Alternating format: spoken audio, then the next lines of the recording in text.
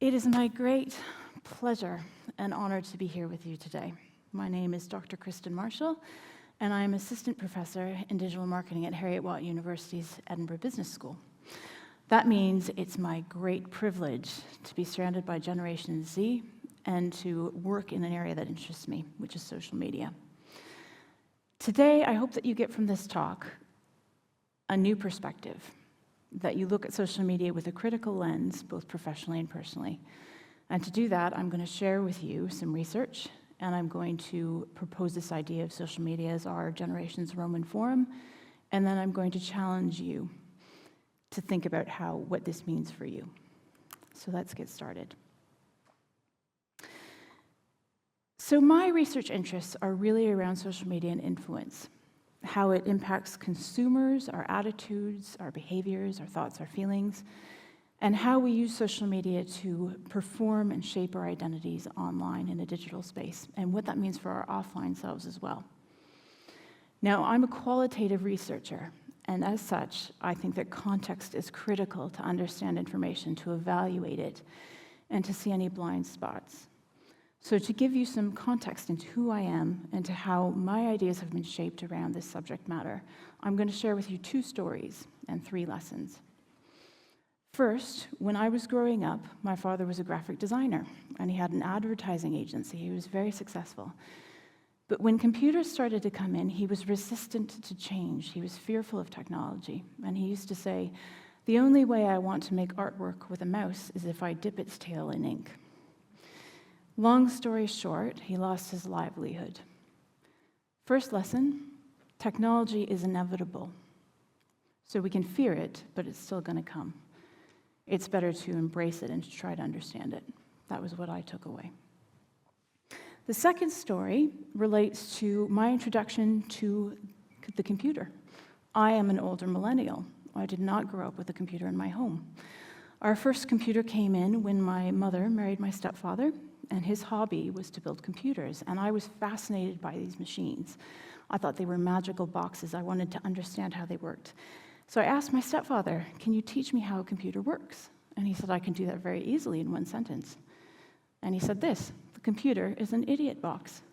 It can only do what it is programmed to do." Lesson 2, the computer is an idiot box. We can understand how it works. It's not a mystery. Unlike consumers, where we see the input go in and complex processes and influences happen without us getting a clear view of what's happening. And even then, the individual who's being influenced might not truly understand why they're doing what they're doing, and we can see the behaviors coming out. We can understand the computer, we can understand the algorithms, we can understand what's driving the programming, and we can understand the structure of it. And the third lesson I took away from this, and this is kind of my own unique mind working in a beautiful, wonderful way, was this: if the computer is an idiot box, that means if I'm struggling with technology, if I can't work out how to do something, if I'm struggling to navigate it, then it's not me that's the problem. It's the machine. And that was enlightening.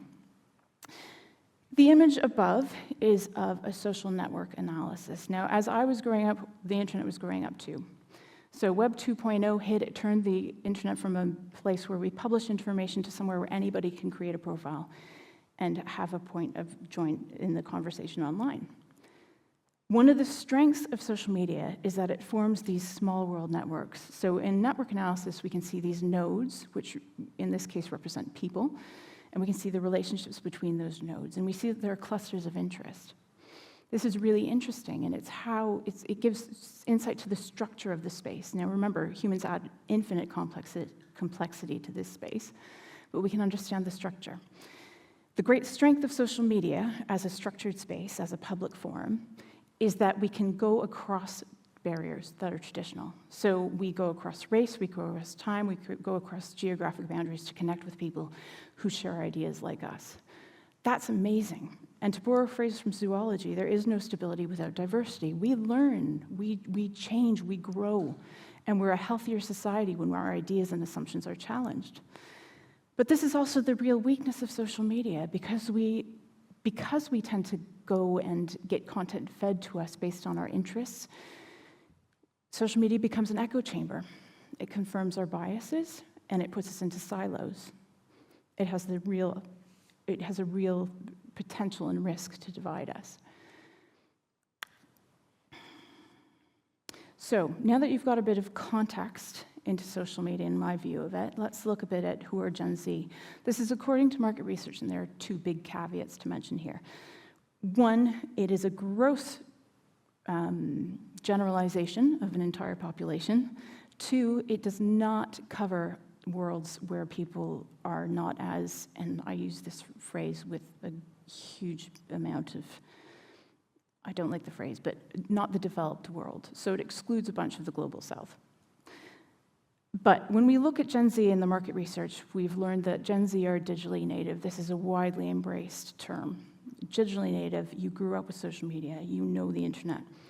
It's been part of the fabric of your daily lives, and it's interwoven into your daily lives. They have the highest prevalence of mental illness among generational cohorts, and there are lots of contributing factors to this. The pandemic certainly did not help. But digital addiction is one of these issues, and it's this ability, this idea or this concept or the fact that you've grown up with social media. So for millennials and older generational cohorts, social media is just something in addition to. For Gen Z, it's part of the fabric of their lives. It's harder to switch off. But there's some really brilliant traits and attributes among this cohort. So they're self-driven, collaborative, diverse-minded, pragmatic, entrepreneurial, and adaptive. Those are wonderful things. To my mind, that makes you the future change makers and problem solvers of tomorrow and today. You value authenticity, which is fantastic, and I'm going to go on to that with a little soapbox moment in just a minute. You like direct communication and friendship. Gen Z consumes a lot of their entertainment online. They use video sharing, and they find content through social media. And their favorite type of communication, and this really surprised Katz and her team of researchers at Stanford who did a study on this, is in person. Now, as a mother to a teenage stepson who will regularly brave the Scottish weather to go out and meet with his friends, despite how dreek it is, I see this for myself as well. Now let's go on to look at how Gen Z respond to brands. And I'm going to talk about how and then why this is important in just a minute. So the how. Across the board, consumers are really enjoying content that informs them. So there's a real opportunity for brands to get meaningful messages out that are more nuanced. In terms of top social trends, AI, the metaverse, these are huge energy sucks, and there's concern around experts about whether or not that is sustainable for us and to be adopted at a large scale, but that's a whole other TED Talk. In terms of mental health, it's reassuring that this is a top trend, so hopefully we'll be dealing with this and finding solutions to this going forward, making it work better for us. Social commerce is a major growth area, and this ties into trends around influencers, sharing content, experiential marketing, and whatnot. And authenticity for brands is a big thing. Remember, Gen Z value authenticity, and authenticity for brands is judged on corporate social responsibility and how well they line up their values genuinely with consumer values and identities. Thank you. So there's a real opportunity here for brands to engage in meaningful, changing CSR that actually solves world problems. And I will warn brands that there is a real lack of trust in claims around CSR. And the brands have done this to themselves. So don't tell me how you're recycling clothes when you're overproducing them. Don't give me food in plastic packaging and tell me, the consumer, to remember to recycle when we know that recycling doesn't actually fully take care of the problem. There are enough microplastics in the world. Let's please stop putting food in plastic packaging. Soapbox moment over. So let's move on to the philosophical standpoint, the so what of this. I'm positing, and other scholars have done this as well, that social media is our main form of public space. Now, I'm informed in this by two main authors, Michel Foucault, who wrote about postmodernism, a lack of centralized authority and universal truth, and the shift of truth onto individuals and the agency of the individual, and Naomi Klein, who wrote about how brands are taking over public spaces. Now, social media, let's make no mistake, is where we live our public lives. Much like the Roman Forum in Roman society was the heart of public life, where laws were posted, where ideas were debated, where shops were held, where anybody of influence would go, and where any Roman citizen had a voice. Social media is our public space. And it's owned by brands. So it's driven by capitalism. What you see, how the algorithms are set up, are driven by capitalism. Now, social media is where we go and post profiles, where we work on our public identities, where people can evaluate our public identities. And it's where we've already mentioned that a lot of us are consuming our entertainment, but it's also where a lot of us are getting our information. And that's a bit worrying. According to Ofcom, 52% of adults in the UK consume news via social media. 60% of adults will use algorithm-mediated platforms to help filter that news, even if they're not consuming it on social media. That percentage is higher amongst Gen Z, upwards of 70%. So that's a lot of us getting information online. Now, there are lots of examples of why this is a bad thing. Much like the Roman Forum was a space for Roman voices to be heard, Roman citizens were a certain type of people. They were a certain group of men. Women were not Roman citizens. Slaves were not Roman citizens. So there was a real focus on a particular voice. And in social media, that happens too.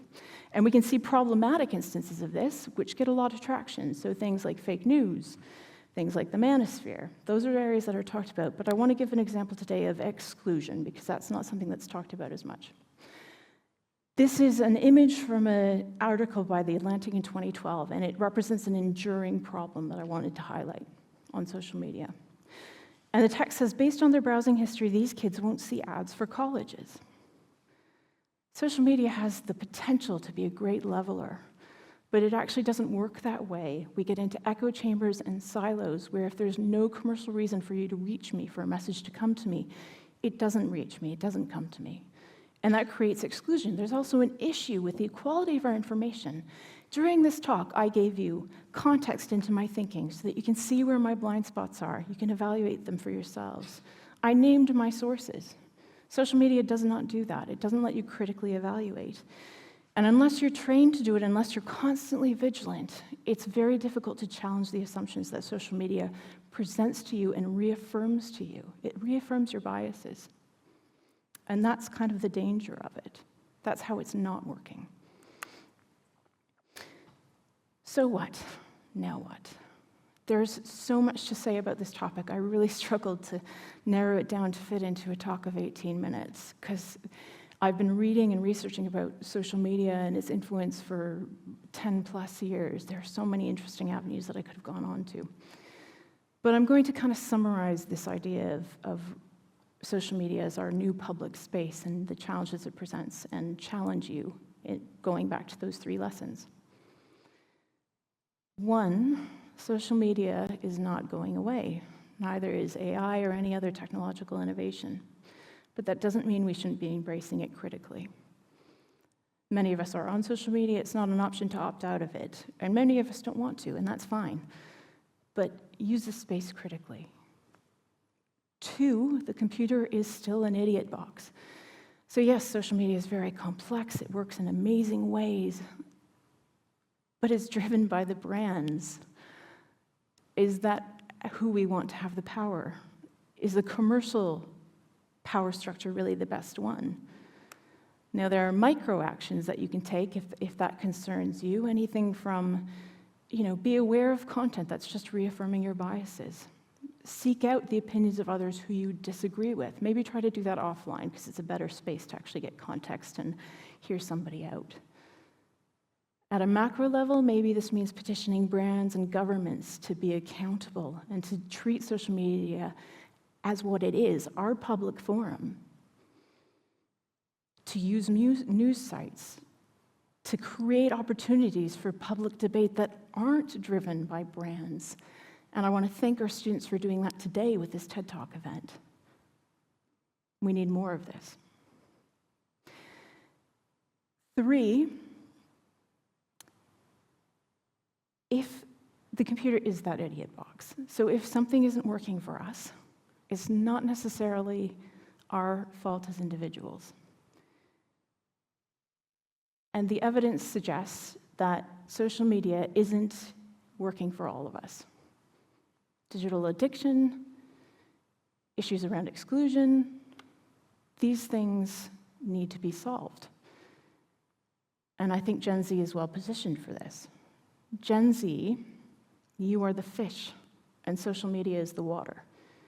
You've grown up in this environment. That does not mean that it is a good one. I was away at an academic conference last week speaking with other people who regularly research around social media. And a colleague said to me something that stuck with me. And I'm going to leave you with this thought and with this challenge that it brings. She said, social media is a failed social experiment. So I ask you to reflect. Is it? And if so, what can be done about it? Thank you.